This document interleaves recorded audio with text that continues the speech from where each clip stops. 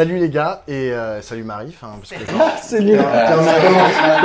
mais pas du tout, mais si, je suis obligé de le dire, Salut les gars, et toi? Mais non, mais et Marie, donc je vais faire les présentations, donc il y a Pablo qui est là, Franchement, c'est une bonne Il y intro, a- là, on est bien. il y a, mais oui, on est bien. Il y a Loïc qui est là, et il y a Marie et il y a un deuxième Pablo qui est moi.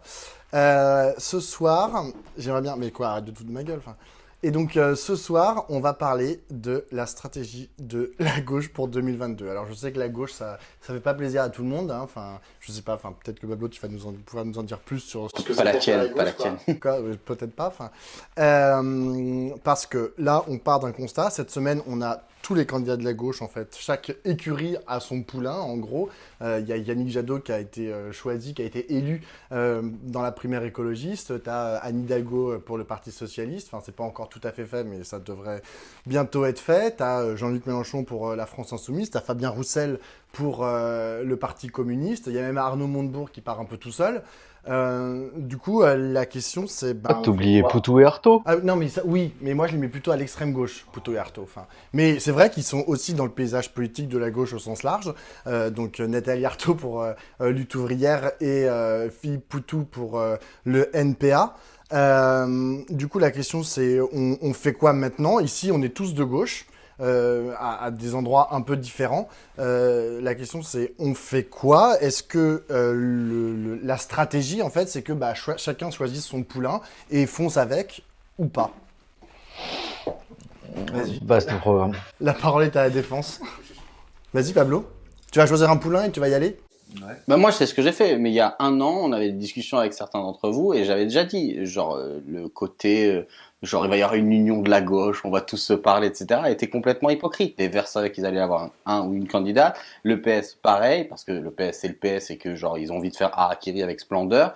Et, Jean-Luc Mélenchon, il fallait pas être naïf pour penser que, il allait se présenter. Moi, j'ai entendu, oui, à cause des perquisitions, il va pas se présenter. C'est une blague.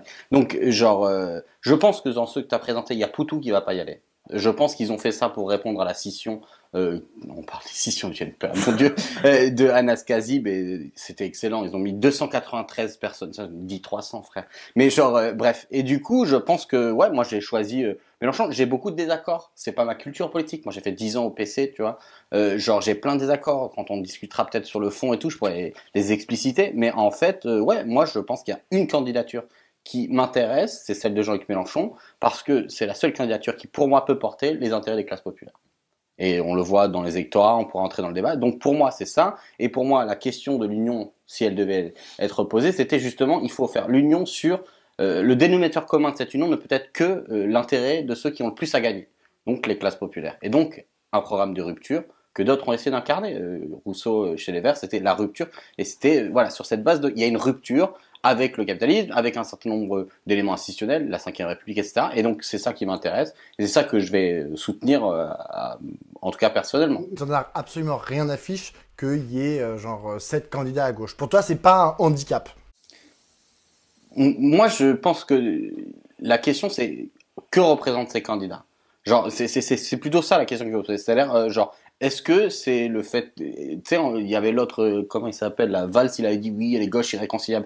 Je suis pas d'accord complètement, mais en même temps, un petit peu, tu vois. Je suis obligé de le dire, il y a des contradictions à gauche aujourd'hui. Il y a des clivages, il y a des fractures plutôt qui existent. Elles existent parce que, à mon avis, elles sont liées aussi à des intérêts matériels différents qui sont défendus. Et pour cette raison, on a bien vu la dernière fois qui empêche Mélenchon d'être à la présidentielle au deuxième tour. Ben, c'est une partie de la gauche un peu bourgeoise représentée par Benoît Hamon. Et cette fois-ci, ils vont nous faire le coup d'une deuxième fois. Ça va être Jadot ou Hidalgo ou peut-être les deux dans une alliance, on ne sait pas. Mais la question, c'est pareil. Il y a une partie de cette gauche-là qui n'a pas vraiment besoin, d'une victoire. Enfin, elle n'a pas vraiment besoin d'un changement. Ils vivront aussi bien sous Macron parce que finalement, c'est pas les premiers touchés. Et donc ces gens-là, ils vont encore nous planter. Donc oui. C'est quand même le changement climatique, qui leur importe un peu quand même. Et pas du tout. Ouais, parce que, moi j'entends ce que dit Pablo et le fait qu'à un moment donné tu te dis quelque part, j'ai un candidat qui incarne grosso modo ce que je pense, même si j'ai des désaccords, et puis j'avance et je pense que c'est celui qui a une chance de gagner. Ceci étant dit, pour gagner, à un moment donné, il faut une majorité.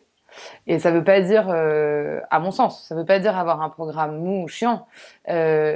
Ça veut dire qu'aujourd'hui, alors que nos thèmes de gauche, peut-être pas occupent tous les plateaux télé, mais montent, on le voit dans les préoccupations des gens. La question du retour du service public, la question du travail, la question évidemment de l'environnement, la question de la justice, tout ça a une place quand même montante dans le débat public.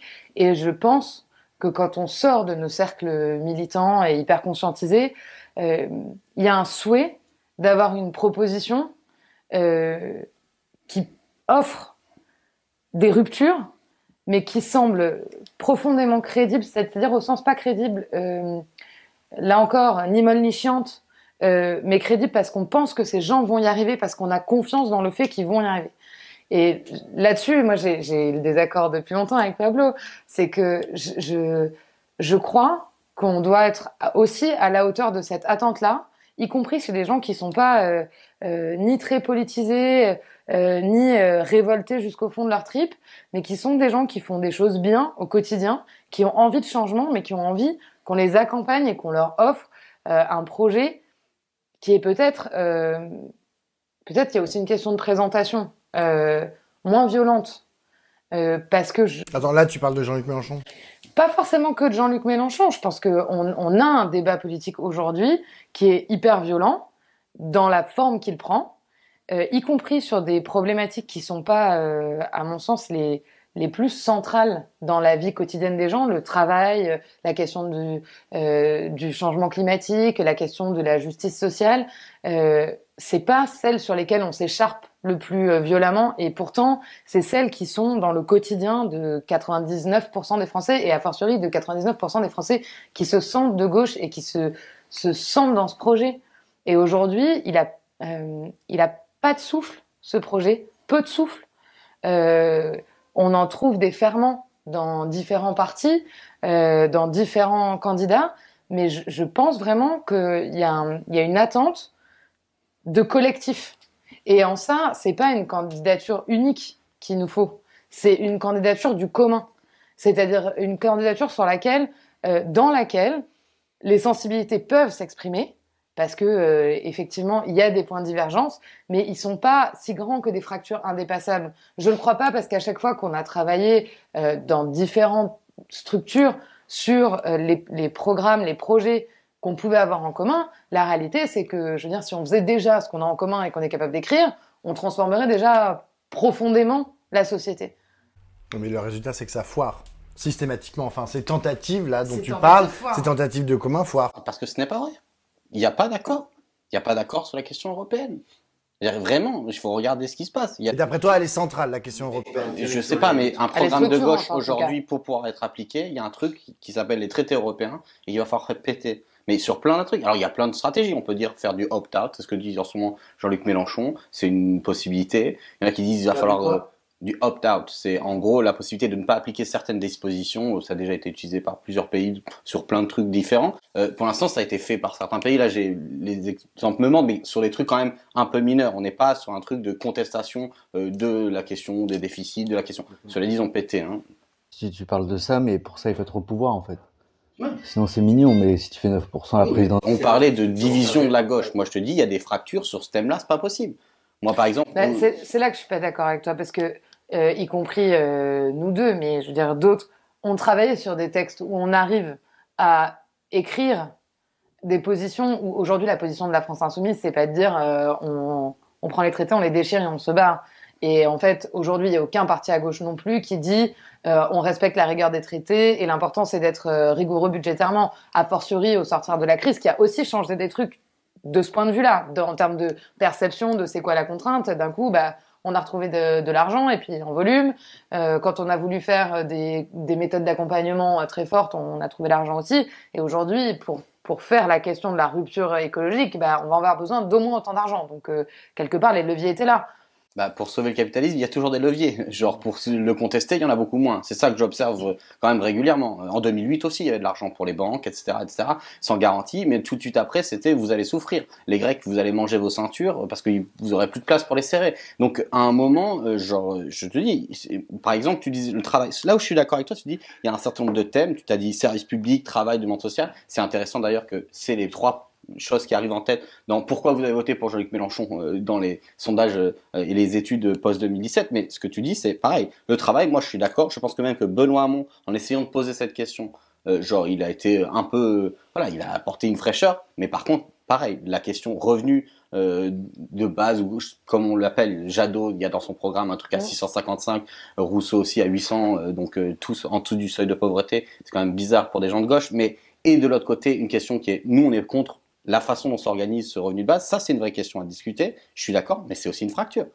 Moi, par exemple, je suis extrêmement opposé à ce genre de programme qui, pour moi, sont une mauvaise compréhension du système de sécurité sociale et de socialisation du salaire qui a été l'édifice communiste genre post-Deuxième Guerre mondiale. Mais ça, c'est les clivages à gauche qui ne sont pas réconciliables à ce stade. Moi, je dis pas c'est dans toujours, etc. Je dis juste que s'il y a une division, s'il y a beaucoup de candidats, ils sont aussi genre des représentatifs d'intérêts divergents et de conceptions du monde qui sont aussi différents. Mais est-ce que tu crois qu'on peut créer une dynamique majoritaire, parce que c'est quand même l'objectif, on peut créer une dynamique majoritaire sur la base de ces clivages? Ben, moi, je fais pas de la divination, mais je remarque que genre là, Mélenchon, il a une dynamique. Genre, on peut dire oui, il est que à 13. Je vous rappelle que jusqu'à mars, je l'ai noté tout à l'heure, jusqu'à mars 2017, il était à 13%. Il a fait 19. Parce que ce qui est vrai, c'est qu'il va y avoir un truc de genre, les gens vont monter, et au dernier moment, il y a des gens qui vont s'affaisser. Marie-Georges Buffet, en 2007, ça date, mais la meuf, elle est montée jusqu'à 5%, et puis après, elle a fait 2, un 93. Parce que, bon, les gens, au dernier moment, et une partie des gens qui auraient pu voter pour les Verts ou pour Benoît Hamon, et on le sait tous, hein, dans les 2 dernières semaines, le tiers de l'électorat de Mélenchon, il se fait dans les 2 dernières semaines avant le vote. Électorat captif. Et c'est sa stratégie encore. C'est, enfin, je veux dire, honnêtement, il dit, en gros, je fais une grosse base populaire, j'ai une dynamique, et les gens, ils vont se dire, bah, vote utile. C'est sa stratégie parce qu'il n'a pas trouvé mieux pour l'instant. Je dis pas, enfin, moi je suis pas la France insoumise encore une fois. On n'est pas non plus, les dynamiques sont pas exactement les mêmes qu'en 2017 où on sortait quand même de 5 ans de François Hollande, tu vois, qui avait énormément déçu à gauche. Alors tu peux me dire, comment? Il y avait que 2 personnes Il à y avait gauche. que 2 personnes à gauche, effectivement. Exactement. Il y avait pas Europe Écologie Les Verts. On verra si Montebourg tient, on verra si Hidalgo a le tient. Non, mais je suis d'accord. Mais ce que je veux dire, c'est que comme on sortait de 5 ans de François Hollande, tu vois, le Parti Socialiste était complètement décrédibilisé. Et du coup, c'est ça qui justifie que bah, il a fait aussi 6%. Alors tu peux m'expliquer que oui, Jean-Luc Mélenchon n'a pas que bénéficié en fait d'un report de voix du Parti Socialiste vers lui, vers la France Insoumise. Mais enfin, il y a quand même... Exactement, ça reste très important. Il a pris un tiers de l'électorat François Hollande au premier tour. Mais là, on n'est pas dans les mêmes dynamiques. Donc je pense que, à titre personnel, je pense que se focaliser en fait sur ce qui s'est passé en 2017 est une erreur. Est une erreur parce que aujourd'hui, on a une hégémonie de la droite qui est genre quand même genre hyper écrasante. Alors tout à l'heure, Marie t'a dit oui, quand même nos thèmes. Genre, Ah bah ils se voient pas à la télévision, Ah, hein, ça c'est clair. bah, Et il faut avoir conscience qu'effectivement ils prennent une place, et notamment des discours d'une violence que je pense on croisait quand même pas tous les matins, prennent une place de plus en plus importante, et sur les plateaux télé et dans les discussions de Café du Commerce. Donc En même temps, Jadot, le PS et le PC vont manifester avec les flics, genre sur le mot d'ordre, la justice doit rendre gorge. Ouais, mais donc du coup, toi, tu considères quoi? Que ces gens-là sont nos adversaires politiques? Il a un programme, genre il est prêt, il est capable d'avoir une dynamique, alors que les autres, je n'y crois pas, si tant est qu'il soit de gauche. Et donc du coup, voilà, moi je dis, vous voulez faire une dynamique, participez. Participez à une campagne, genre organisez-vous comme vous pouvez et participez à votre mesure à ce que... Ah, ok. Ça veut dire quoi participer à une campagne? Ben, genre ça veut dire, ça veut dire tracter, ça veut dire... Moi, je te dis encore une fois, je suis pas la France Insoumise, et je pense que l'erreur fondamentale de la France Insoumise, c'est de ne pas avoir organisé une organisation politique où, effectivement, genre, on organise autre chose que l'activité. C'est-à-dire qu'ils ont diminué le coût d'entrée en politique. On se disait, moi je me rappelle, j'ai fait 10 ans au PC, il faut faire venir les gens à l'intérieur, et il faut se lever tôt, tu vois. Mais genre, les mecs, tu cliques, t'arrives, boum, boum, boum, tu vas mettre ton affiche, un truc. C'est très bien. C'est ce qui a permis d'avoir une dynamique, et peut-être, je l'espère, ça permettra à des gens de, voilà. Par contre, nous, là, on est des férus de politique. On a envie d'avoir des cadres dans lesquels on discute. Et oui, la France Insoumise, genre, ne propose pas ça de façon de façon étendue et Pour assez moi, il forte. y a eu une erreur quand même politique majeure après la présidentielle, probablement liée effectivement à ce discours que je ne partage pas, mais je suppose que chacun parle depuis son vécu aussi, euh, d'avoir l'impression d'avoir raté le deuxième tour à cause de l'autre candidat de gauche. Euh, il y a eu une erreur, à mon avis, essentielle, qui a été celle de ne pas être capable de rassembler au lendemain. Il y avait une responsabilité malgré tout, euh, qui, je pense, n'a pas été exercée et qui rend aujourd'hui, y compris parce que les rapports, que ce soit locaux ou nationaux, n'ont pas toujours été simples, qui rend aujourd'hui la discussion compliquée. Et encore une fois, je veux dire, il y a des choses dans lesquelles moi je me reconnais tout à fait dans l'avenir en commun. Ceci étant dit, il y en a d'autres dans lesquelles je me reconnais moins. Et j'entends que collectivement, quand on construit une dynamique et qu'on essaye d'agréger, il y a une place pour tous. Et par ailleurs, je pense malgré tout qu'il y a une place pour le projet écologiste, au sens où il y a des gens, non pas qu'il n'y ait pas d'écologie dans le programme de l'avenir en commun, mais je pense qu'il y a des gens qui rentrent d'abord par ce biais-là, aujourd'hui, et qu'on on ne peut pas considérer que c'est nul et non avenu. Pas plus qu'on peut considérer que le Parti socialiste, aussi démonétisé soit-il dans certains cercles, n'est pas un parti de terrain qui réalise des choses dans des endroits. Je suis désolé, le Parti socialiste aujourd'hui, c'est un parti d'élus. Je veux dire, il n'y a plus personne au Parti socialiste. Genre aujourd'hui, c'est triste. C'est vraiment, on assiste. Mais ils arrivent à conserver leurs élus, ce qui est quand même assez fort. Déjà pas tous. Excuse-moi, genre l'Assemblée nationale, ils sont 30 députés du Parti socialiste. Genre c'est incroyable. Mais j'entends ce que tu dis. Je dis juste que genre la question de la responsabilité, pour moi, c'est pas la responsabilité du rassemblement. C'est genre la forme de la France insoumise qui était parfaite pour la campagne. Genre n'a pas évolué ou a eu des difficultés à trouver des formes qui puissent intégrer des populations politiques et leur permettre de construire des choses, ça c'est une réalité. Mais deuxièmement, encore une fois, il y avait des fractures idéologiques irréconciliables. Et c'est pas vrai que en tendant la main, tout d'un coup, les mecs, je veux dire, Benoît Hamon, c'était un type, genre tous les hamonistes, je les ai connus dans lunettes, c'est des gens, ils disaient oui, le front de gauche, quand nous on construisait le front de gauche dans les années 2010, etc.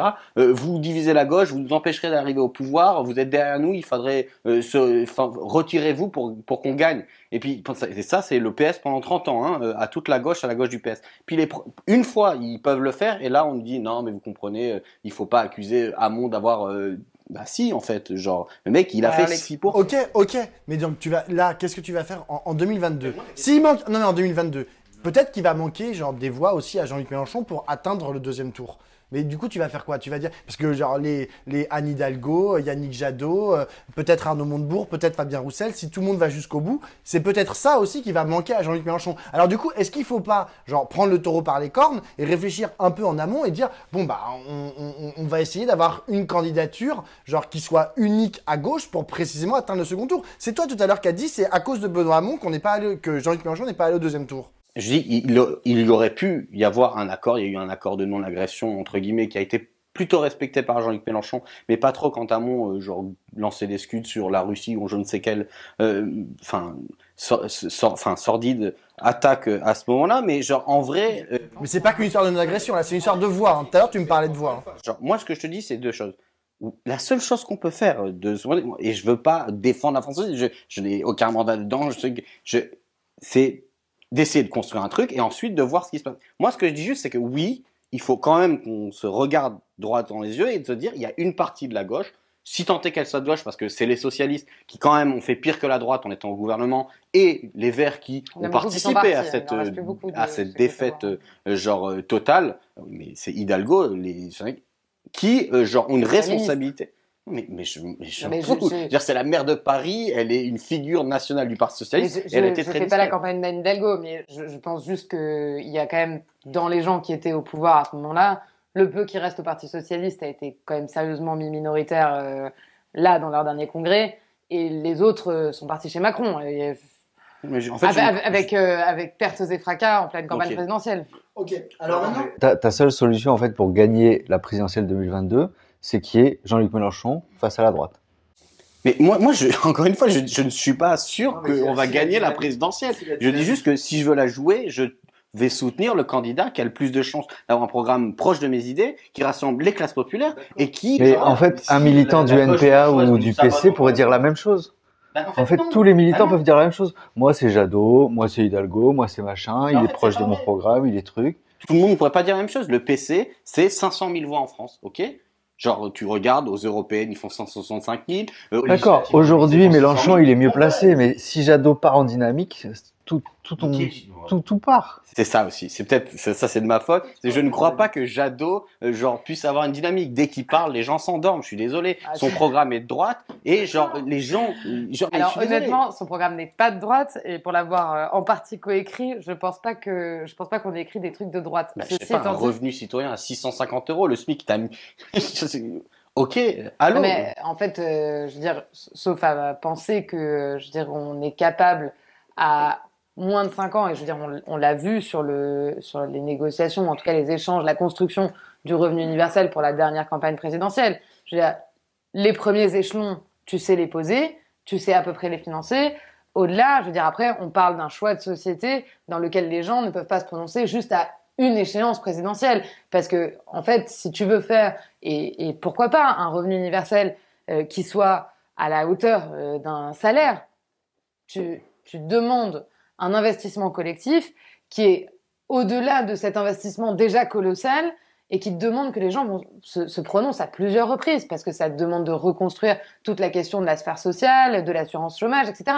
Bref, c'est beaucoup plus, c'est encore beaucoup plus profond. Déjà là, enfin moi il me semble que tu permets à des gens de changer de mode de vie et dans un cadre où on se dit, et je pense que tout le monde n'est pas prêt ni à vivre dans une yourte ni à faire monter une barricade, dans un cadre où tu te dis comment on accompagne les gens vers un changement de mode de vie qui a été facilité par la crise aussi là du Covid qu'on vient de passer, comment on les accompagne vers un mode de vie que certains diront plus lent ou en tout cas avec plus de soins pour sa famille, plus de capacité à s'engager dans la vie citoyenne, etc. Je veux dire, l'idée c'est pas de remplacer intégralement ton travail. Là, vous faites ce débat comme s'il y avait une loi en train d'être votée à l'Assemblée alors que la gauche est au pouvoir. Vous êtes mignons sur vos 200 € d'écart, machin. Je suis d'accord avec toi. Elle dit le programme est bien, Moi, 655 €. Moi j'ai été au RSA pendant 5 mois, genre c'était 550 €. Ok, avec Jadot j'ai gagné 100 balles les gars. Genre c'est un délire. Rousseau dit 850. Bon bah déjà il y a 200 € de plus, ça veut dire que ça peut être possible. Bon voilà, genre encore une fois, moi je dis qu'est-ce que vous voulez que je fasse sur le fait que genre je soutienne Mélenchon, même si encore une fois je pense que c'est pas non plus un programme, c'est un programme bien pour rompre. Attends, c'est quoi la proposition de Mélenchon? Parce que lui, il a pas de revenu universel comme proposent les autres. C'est un programme classique. Non, mais attends. Mais donc, du coup, tu me dis, avec Jadot, tu gagnes 100 balles, avec Rousseau, tu gagnes 300 balles, du coup, et avec Mélenchon, tu gagnes combien? La situation actuelle, genre je gagne parce que il augmente le SMIC. Ok. Tout à l'heure, tu me parlais du RSA.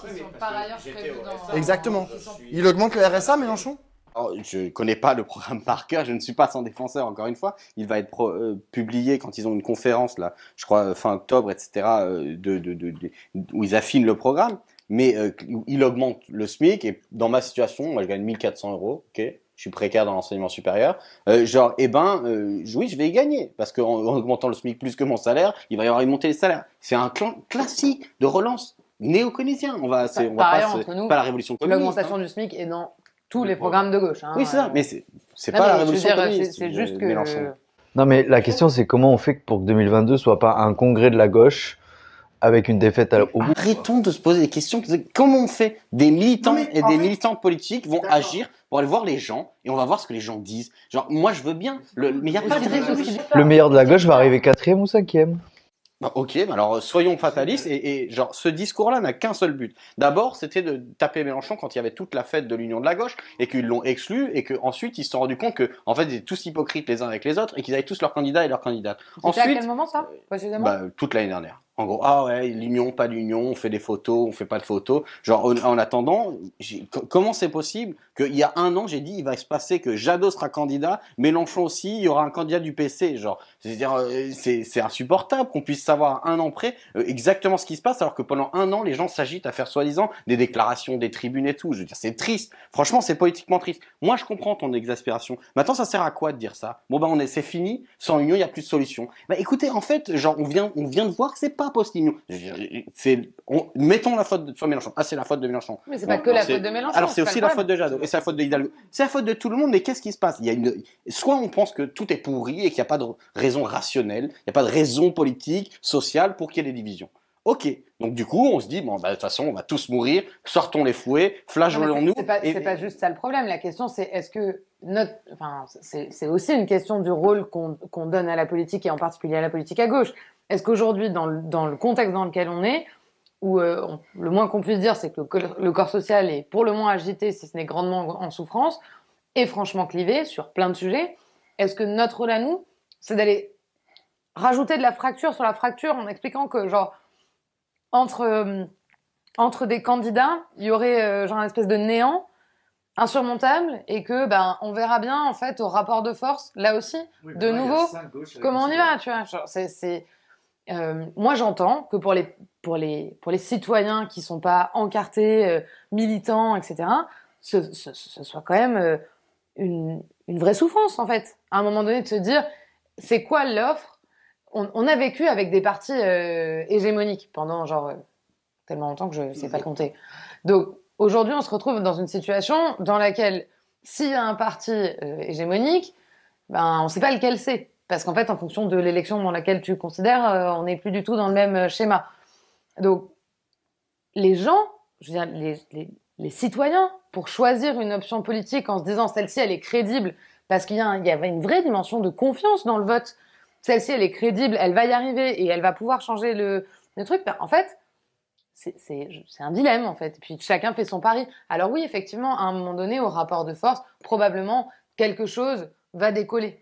Moi, j'ai tendance à croire qu'aujourd'hui, il y a, enfin, décoller, rapport aux autres. Je veux dire, après, est-ce que ça décolle à 20% et ça dépasse un Macron et une Le Pen? Bah, c'est compliqué. Je pense que c'est pas impossible. C'est jamais impossible. Sinon, on ferait pas de la politique et bah, c'est pas impossible. C'est juste hautement improbable. Et si ça plante, on aura une responsabilité de long terme sur l'état dans lequel on va laisser et nos mouvements et la société. Non, je suis pas d'accord. Qui aura une responsabilité? Qui aura une responsabilité? C'est ça la question. Et moi, je te le dis, genre, je pense encore une fois, c'est pas la même. Donc, du jour que tu dis, il y a 5 gauches réconciliables. Donc, je suis pas d'accord. Vraiment, Jadot, Hidalgo, je suis désolé, mais si j'étais eux, un minimum, eux, ils peuvent faire l'union.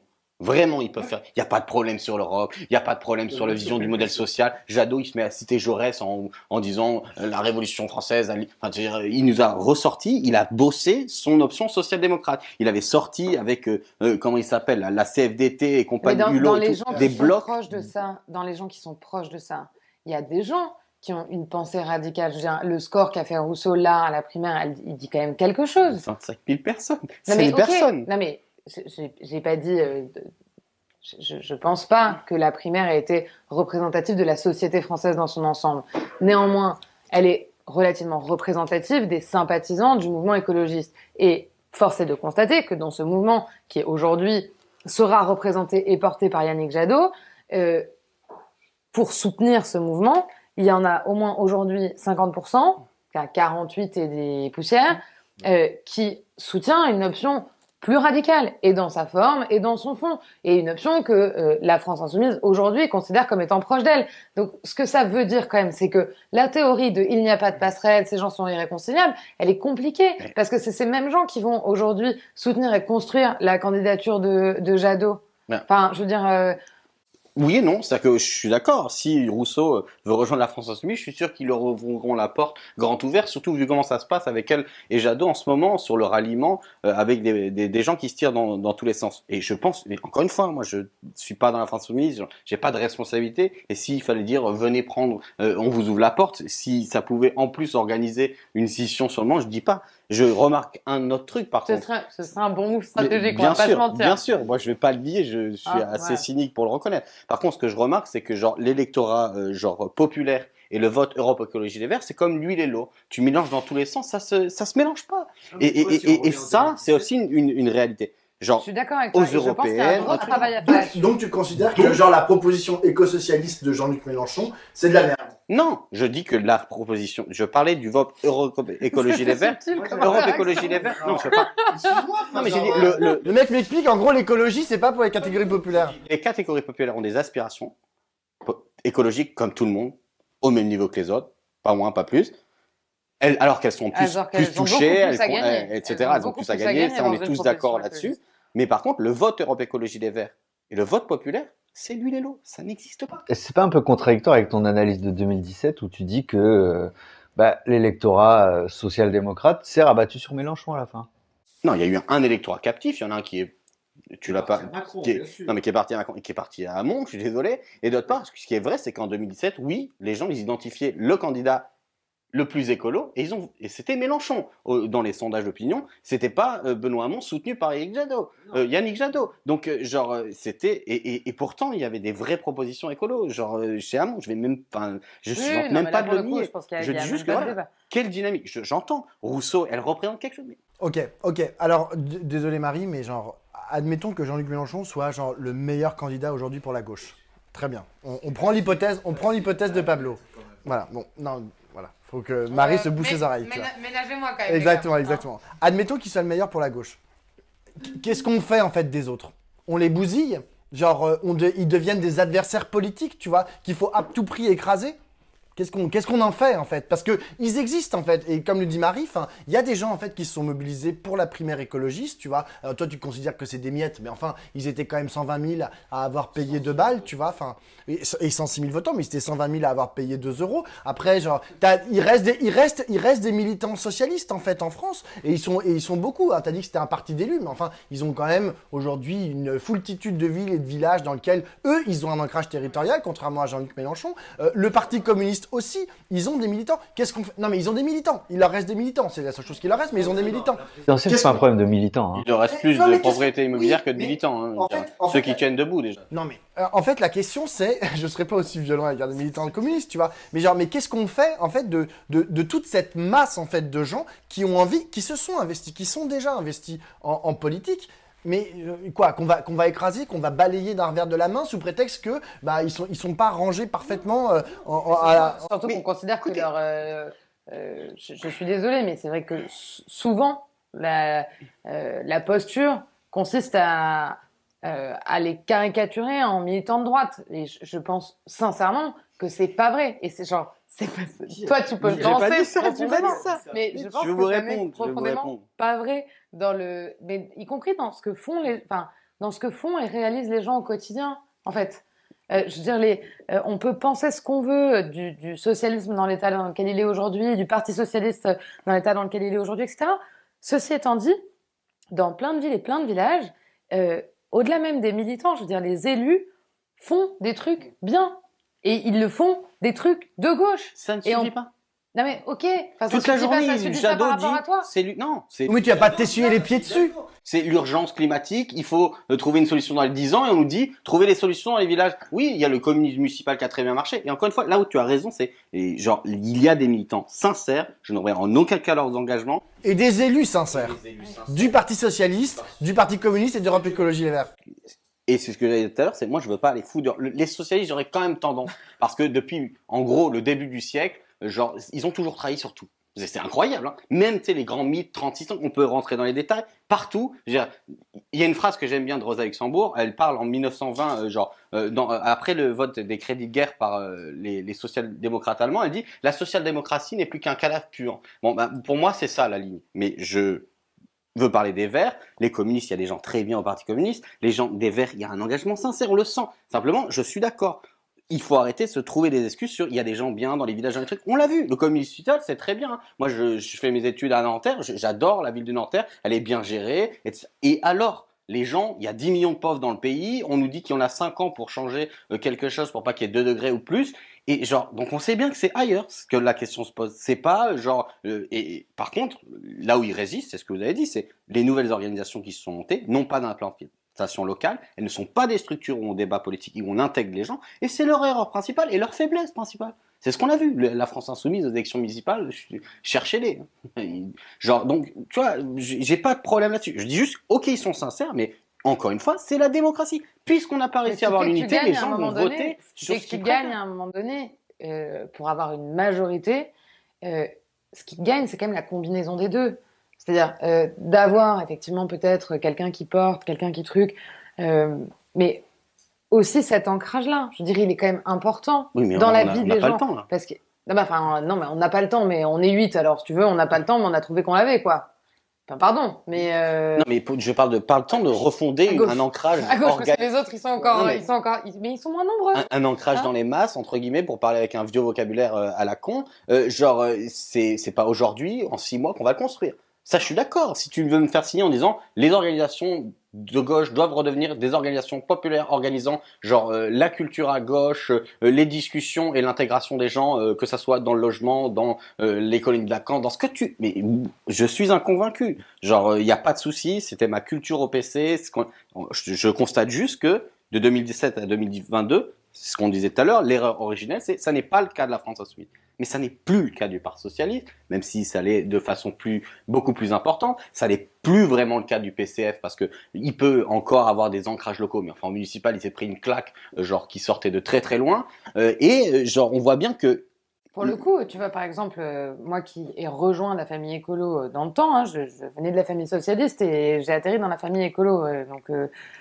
Je remarque que pour le coup,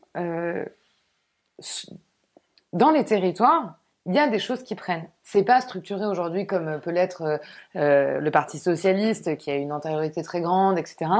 Mais il y a sincèrement des réseaux qui se créent, et y compris qui ont des horizons vraiment divers. Et ça, je trouve pour le coup que c'est intéressant et c'est un ferment pour l'avenir et c'est un ferment pour construire du collectif. Parce que justement, t'as des gens qui viennent d'une culture très ancrée à gauche, très proche de celle qu'on a pu partager au PC, au PS, etc., de militantisme sur les questions sociales, et d'autres qui viennent de la partie plus mouvmentiste, vraiment climat, environnement, etc., et les troisièmes qui sont des gens qui peuvent paraître un peu marginaux, mais qui font des expérimentations presque parallèles, et qui sont quand même là aussi de plus en plus nombreux, et l'ensemble crée une capacité à construire ce levier sur ce que tu as analysé comme une faiblesse et qui était, je pense, très réel jusqu'à présent, qui était la faible conscience de l'enjeu économique dans des classes sociales en difficulté. Et je pense qu'aujourd'hui, progressivement, cette conscientisation, elle prend. Et elle prend parce que elle commence à avoir une réalité pour tous. Y compris dans l'accès à la nourriture, le bien manger, le mieux vivre, le moins payer cher de transport, la question de lier la question sociale et la question écologique. Aujourd'hui, je pense qu'on y travaille beaucoup. Génération en rejoignant aussi le pôle écologiste, ça faisait partie des choses qu'on portait profondément je pense que les écolos ont toujours lié la question sociale à la question écologique, mais je pense qu'ils le portaient difficilement. En tout cas, ils avaient peut-être du mal à le porter de manière visible. Et je pense qu'aujourd'hui, et je pense que la candidature Rousseau en est une expression, et je pense qu'il y a des pans entiers du programme de la primaire de Jadot qui ne sera pas son programme présidentiel, puisqu'il y a un synthèse de légèrement un programme sur lequel on a travaillé en commun, qui aujourd'hui témoigne de ça, de cette volonté de porter ces deux jambes. Et après, il y a ce fond, et il y a aussi la question de comment on parle et comment on est à la scène politique. Mais là où tu as raison, c'est que il y a une ébullition à plein d'échelles différentes de personnes, d'activistes, plutôt que de militants, si on met le mot militant et militante pour la question politique traditionnelle, qui organisent des activités, des solutions, des expériences, et que, comme d'habitude, c'est-à-dire que, lorsqu'il y a une crise profonde du capitalisme, des institutions politiques, une crise sociale, etc., les gens s'organisent, les gens produisent, et je pense que, contrairement à ce que on dépeint souvent dans les médias, effectivement, ça n'est pas juste la France est un pays réac et tout est en train de... Il y a effectivement des trucs. Ce que je remarque juste, c'est que dans une crise politique, et c'est pour ça qu'il y a une crise d'appareil politique, dans la crise de lien entre les représentants, les représentés, tous les mouvements qu'on a dans les 10 dernières années, 2005, les révoltes des banlieues, le mouvement des Gilets jaunes, MeToo, qui dit en fait toutes les organisations politiques, ça va pas du tout, vous faites n'importe quoi, les mouvements antiracistes, etc. Oui, on voit bien la crise organique du champ politique. Et le problème, c'est que cette connexion entre tous les gens qui construisent des choses, etc., et la possibilité d'émerger politiquement, elle est rompue pour l'instant. Et c'est pour ça la question, c'est, moi, si je veux être très cynique, je pense qu'on va pas gagner en 2022, ok? Moi, je pense que pour gagner, il faut, jouer le jeu, c'est-à-dire, maintenant qu'il y a les candidatures, chacun va derrière, on essaie de faire le mieux, et si ça peut s'arranger ensuite, si dans la route, je sais pas, si tout d'un coup, Mélenchon il a 18 et que Jadot il est à 3, peut-être que si il peut se retirer, c'est cool. Si c'est l'inverse, pourquoi pas? J'en doute fortement. Mais du coup, du coup, Je pense que c'est important que tu le précises parce qu'on avait un petit doute. non mais voilà, Tu doutes qu'il soit à 3 ou qu'il se retire? les deux. Non mais ce que je veux dire, c'est du coup, la crise organique, c'est un truc qui peut durer longtemps. Tant qu'il n'y a pas d'alternative existante, la reconnexion entre les aspirations des gens et les formes politiques, elle va prendre du temps. Regardez la période 2008 jusqu'à maintenant. En 2008, donc après 2007 l'élection, le PC fait 2%, il y a 2 candidats trotskistes devant le PC, il y a le PS et puis c'est tout, etc. Les Verts, de façon épisodique, ils font entre 1 et 5 comme d'habitude. Et qu'est-ce qui se passe? Il y a un front anti-austérité au niveau européen qui fait apparaître des nouveaux partis, des nouvelles formules qui montent très vite et puis qui descendent aussi assez régulièrement très vite. Donc on voit bien que la possibilité de recomposer, elle évolue. Mais encore une fois, pour se recomposer et pour poser les sujets, il faut des discussions. Ce que tu dis, c'est, encore une fois, moi je suis prêt à discuter sur le travail. Je pense que par exemple, une des grandes fractures, c'est sur cette question du travail. Il y a d'un côté, aujourd'hui, une alliance entre les Verts, une position post-matérialiste non inscrite dans le mouvement ouvrier, et génération, mais surtout à mon avis, les anciens rocardiens qui avaient une vision particulière de la protection sociale. On utilise la CSG, on utilise l'impôt, la cotisation, la souveraineté du travail, des travailleurs sur la valeur. C'est un truc qu'ils ne comprennent pas. Et de l'autre côté, effectivement, une recomposition un peu de Mélenchon qui a vite esquivé le mouvement populiste de son programme et qui est revenu sur des fondamentaux de gauche assez classiques finalement aujourd'hui. Bon, ben, ces questions-là, c'est des contradictions qui existent aussi au niveau des électorats, au niveau de leur composition sociale, au niveau de ce que les gens attendent, et ça ne peut pas se résoudre par une discussion entre des gens dans un parti. Ça se résout par les mouvements, la façon dont s'organisent les combats, la façon dont on se positionne sur le champ politique, et malheureusement, avant 2022, et je n'y crois pas. Donc c'est pour ça, chacun a son candidat, et espérons que on puisse trouver une De toute manière, solution. à ce stade, on est dans cette position-là. C'est-à-dire, on est dans la position où chacun a son candidat et aujourd'hui, globalement, chacun va attendre de se dire, va attendre que la société réponde à la question, quelle est la place que vous donnez à mon projet? Que vous souhaitez donner. Les sondages vont Alors, faire l'élection. C'est pas que des sondages, parce que il y a pas que du sondage malgré tout. Quand tu fais une campagne, je veux dire, tu rencontres des gens, t'agrèges autour de toi, et je veux dire, avant que ça se traduise dans les sondages, généralement, il y a quand même un petit delta temps. Vous dire que les sondages compteront zéro, je veux dire, ce serait mentir. Il y a qu'à voir à la vitesse à laquelle on se les refile les uns les autres pour bien savoir qu'ils comptent pas pour zéro. Mais il y a malgré tout pas que ça, parce qu'il y a une vraie dynamique. Tu sens quand des gens te rejoignent, quand l'accueil qu'on te réserve sur un marché, quand tu colles des affiches, quand tu vas faire du porte-à-porte, quand tu rencontres des associations, est bon ou il est pas bon.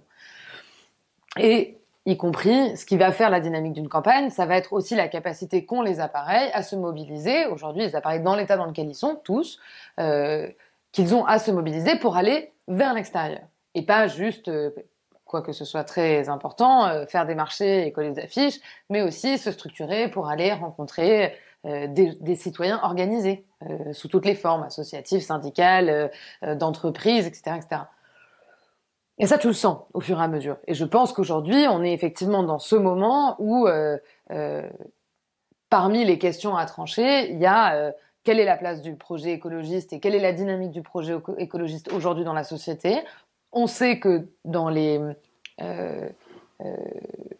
préoccupations des Français, c'est en dynamique. Est-ce que pour autant, il y aura ce retour? Enfin, on le saura dans probablement quelques semaines, voire quelques mois. Et je pense que dans le cadre de la candidature de Jean-Luc Mélenchon, c'est un petit peu la même chose. Quelle est la place de ce projet aujourd'hui par rapport à ce qu'il a été il y a 5 ans? Et je pense que les socialistes se disent aussi quelle est notre incarnation par rapport à ce qu'on a donné dans des scores locaux? Quelle est la confiance que les gens ont en nous pour diriger ou pas? Après, peut-être que s'ouvrira un autre cadre de discussion. Il y en a plein des cadres de discussion. Je veux dire, aujourd'hui, on a tous échangé autour de la primaire populaire, on a participé au socle commun, donc je rappelle quand même. Oh my god, tu parles de la primaire populaire en plus, on n'a pas assez de monde là. Non mais alors pour le coup, Qui va envoyer c'est un des gens cadre. qui sont pas candidats. Non, mais pour le coup, moi, je crois que c'est pas la perspective, en l'occurrence. Mais euh, pour le coup, sur le fond, c'est la seule discussion de fond formelle qui a eu lieu avec des représentants de tout cet arc. Alors, pas le NPA et pas LO, qui ont été invités. Euh, c'est la seule discussion qu'on a eue sur la base programmatique. Et elle a eu lieu, je veux dire, elle ne s'est pas soldée par des clashs. Elle a eu lieu où? C'est la démocratie Facebook, quoi. Moi, j'ai entendu Non, pendant pour le coup, un an, vraiment il y a des aspirations incroyables à l'unité.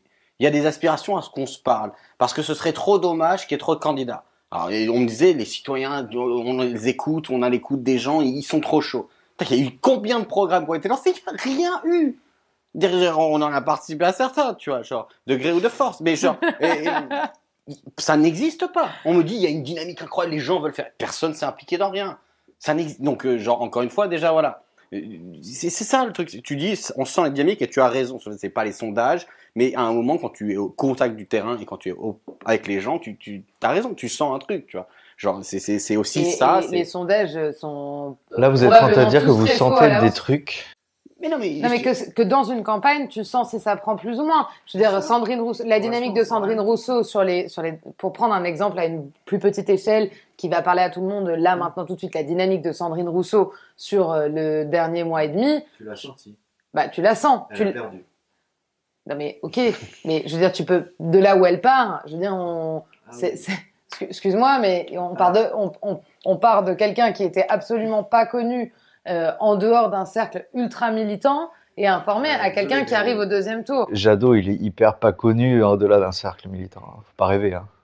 Les gens ont pas des posters de Jadot dans leur. moi, je comprends ce On qu'elle parle pas essaie de exactement dire. de la même chose. Je comprends ce qu'elle essaie de dire, même si je pense qu'effectivement, le cadre de la primaire d'Europe Écologie Les Verts est, enfin, je veux dire, est une expérience sociale en dehors de la société qui n'a pas trop d'intérêt. Mais genre, par contre, si tu veux parler de dynamique, tu vois, genre, non, mais tu veux parler de dynamique, encore une fois, 2017, les courbes de Hamon et Jean-Luc Mélenchon qui se croisent, il y a des gens où il y a des salles pleines, des meetings immenses, et il y a un truc à un moment où tout le monde en parlait, il y avait un truc, on le sentait autour de nous, les gens de gauche disaient, bon, peut-être cette fois-ci. On avait des salles pleines par ailleurs, hein, oui.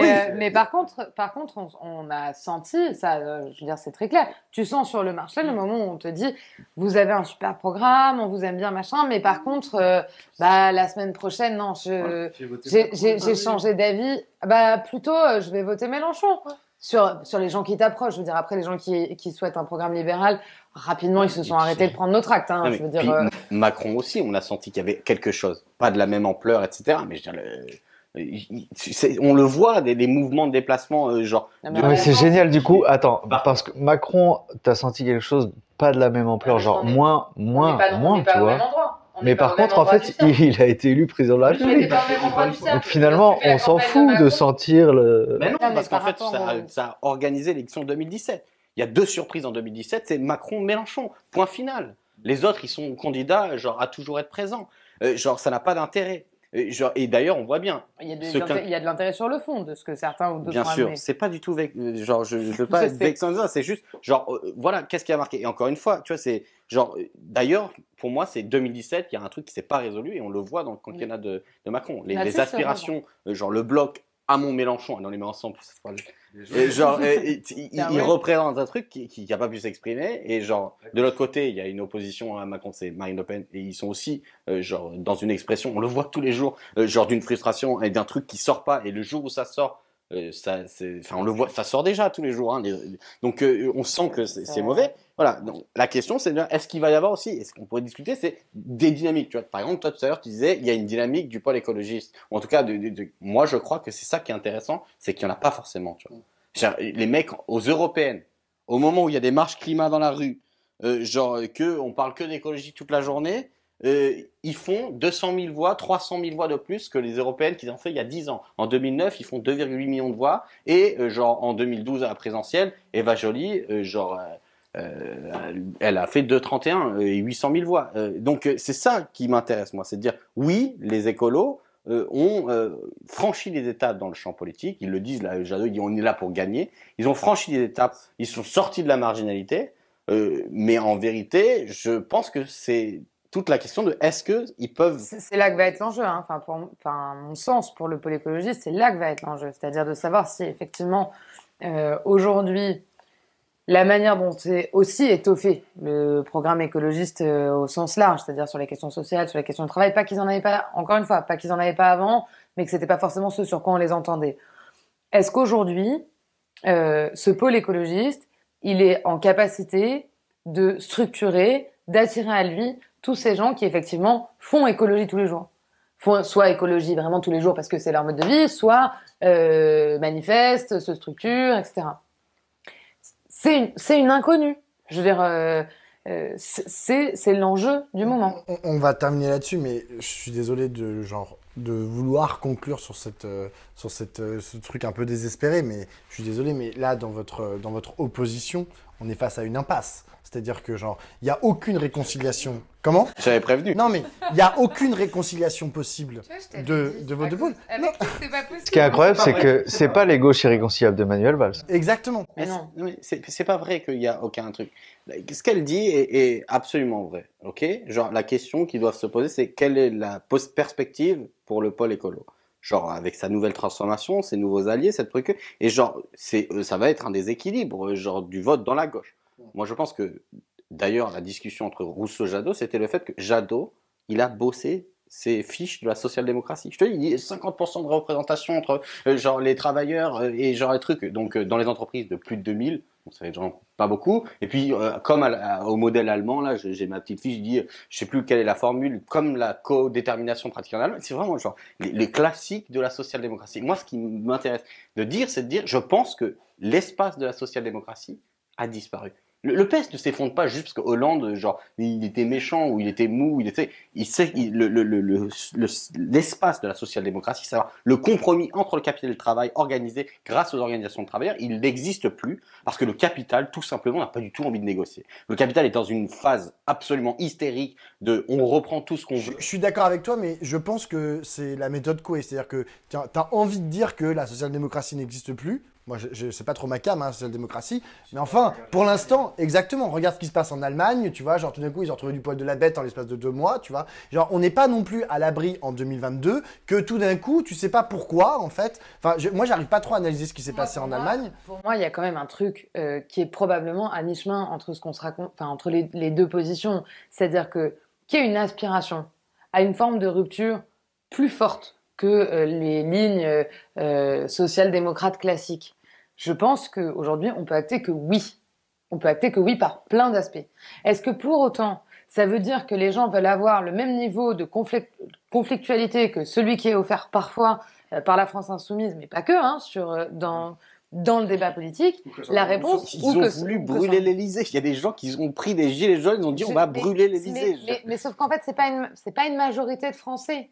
Et je pense qu'il y a une aspiration aussi. Il y a des gens qui sont bien au calme chez eux, mais c'est justement. Non, mais ce que je veux dire, c'est que il y a une solution, je pense, à titre personnel, qu'il y a une solution pour transformer profondément notre pays sur une ligne à la fois radicale sur les questions sociales et les questions écologiques, mais aussi qui redonne de la confiance et de l'apaisement dans notre manière de faire de la politique. Et je pense que c'est ça qu'aujourd'hui le pôle écologiste peut essayer de construire et qui est à mi-chemin entre effectivement les succès des sociodémocrates dans des moments où en fait, faute de mieux, ça atterrit sur les sociodémocrates parce qu'on promet un peu mieux mais qu'on promet de pas trop secouer les gens.